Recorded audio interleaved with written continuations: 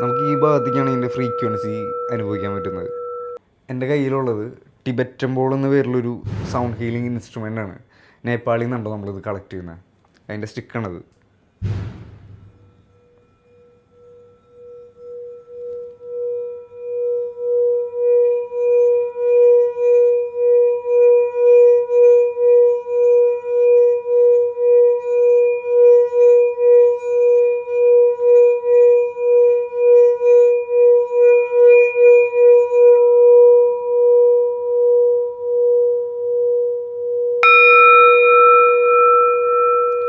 നമുക്ക് ഈ ഭാഗത്തേക്കാണ് ഇതിൻ്റെ ഫ്രീക്വൻസി അനുഭവിക്കാൻ പറ്റുന്നത്.